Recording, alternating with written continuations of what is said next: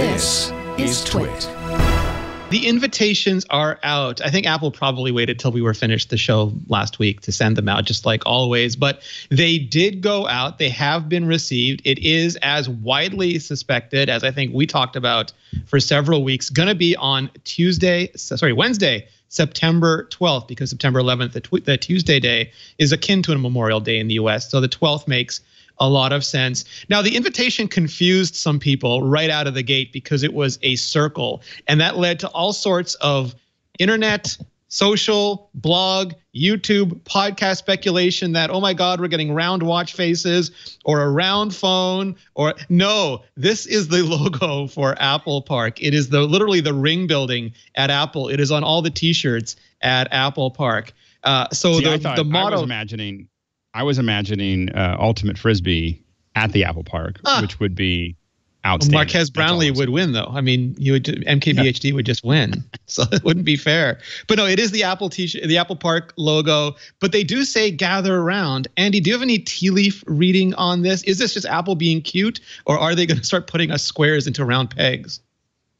No, I think that they're just I really do think they're talking about AR. I think they're going to be talking about how good essentially it's because we're not looking forward to any really huge revelations in the new iPhones. I really think that most of the hardware discussion is going to be about, hey, here's how good this is for AR, and hey, here's how many more objects we can render, and hey, here's how we've reduced the lag. And particularly, hey, look how expensive all these other augmented reality devices that are only for developers are, and yet we're putting the power and the glory of advanced augmented reality in your hands. I thought this was actually something that Alex and Tony Stark built in a cave out of scraps, and it'll be the new source of power for all of Apple's gadgets. Alex? You see me. Yeah, I actually thought that now if they're giving away anything, and believe I think we all have to preface this by saying that I will credit you because I think you're the first person to actually articulate this, that the graphic designers at Apple are laughing and laughing and laughing at everybody just dissecting this image.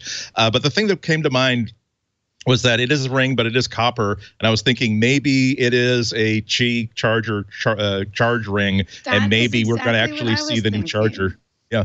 I was just going to ask, does anybody know what a Qi charger, like the actual hardware, looks like? Coils? Because the coils, because that seems like it would make sense. I have a wireless charger on the bottom of my cup that actually looks like the invitation. So like, it's the new Apple Watch. That comes to my mind. Or maybe gold, like because the phone is going to be gold again. Could that be a hint at just how? And not based. We'll get to that in a second. But based on some of the images we're seeing, it's not champagne gold like the early iPhones. It's not rose or blush gold like the subsequent iPhones. But this is full on Kardashian style. Nouveau Riche gold. Yeah, it is like Trump gold. It is. You can't buy class, but you can put gold leaf on it. Yes. And as the Bruins fans will attest, it is black and gold. Finally, the is it what is the Pittsburgh team, Alex, or the Pennsylvania team? Well, Pittsburgh, yeah. The Eagles are silver and green, but the Steelers are black and gold. So is this something all Steelers fans, all Bruins fans have been waiting for Apple to finally get on the right page? Finally, they found their way to the right place. It took them some time. We can forgive them. It's Apple.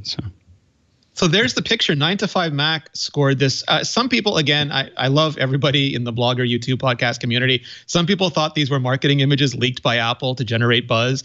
You can only suspect that if you know absolutely nothing about Apple. There is no universe where Phil Schiller and Greg Joswiak were anything but apoplectic about these images. Somebody is on their way home.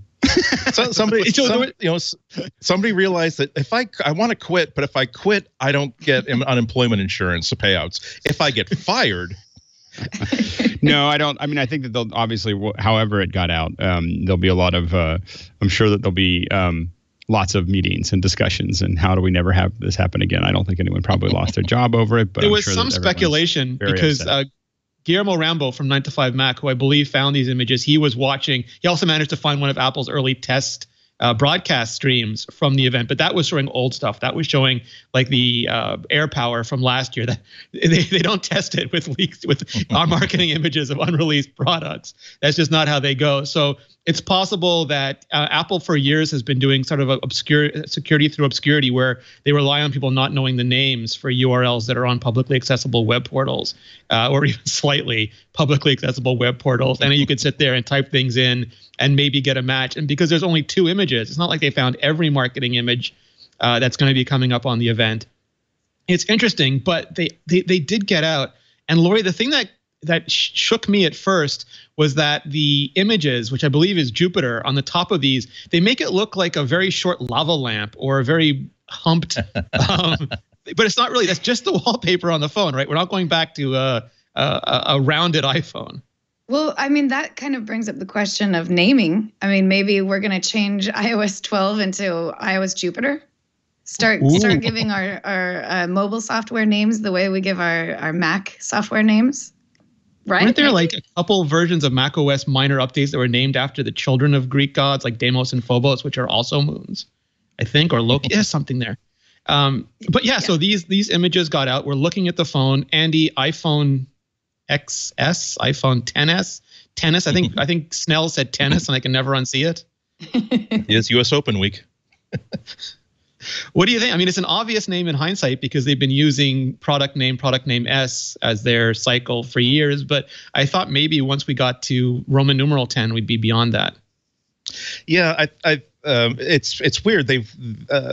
I think it's a reflection of the difficulty that Apple has in competing with Android in one particular way. That is to have a diversity of hardware and a diversity of price points out there. Apple is the only company that's making iOS devices. They're the only company that's making iOS phones, which means that they really have to be able to anticipate everybody worldwide and what they want. And so last year, I was pretty surprised that they basically, I can't remember how many phones they actually canceled last year, but it seemed as though everything down to like the iPhone 5 was still on the price list. Like they were trying to make sure that no matter what, if people don't have the extra $50 for the iPhone 7, don't worry, we'll sell you an iPhone 6. So I think they're coming to a point where they're going to have a more standardized name for a way to communicate people to make it really, really clear what kind of a phone this is. I'm really, really pleased if the rumors that we're looking at appear to be true, that they're going to be giving the market a version of a version of last year's iPhone 10, only with like less by saving money in places where people aren't really going to notice, like by switching out the stainless steel frame for aluminum, switching out OLED for LED, and letting people have something that is almost as great as last year's iPhone 10, but let them have it for like iPhone 8 or even iPhone 7 or 6 prices. So that was my favorite part of the rumors that we're hearing for now. I love the idea of having a humongous phone because I still use my my iPad Mini. Even though it's, oh my God, does it feel so slow running the modern operating system? Because there are times where I need something that I don't even have something the size of a small sheet of paper to carry something around in. I really do need something that is either more discreet or that I can just toss into a jacket pocket. So I love the idea of having a 6.5-inch phone, but really it is the idea of, as always, making the best technology available to people who don't necessarily have the money for what is now the luxury phone budget of $1,000.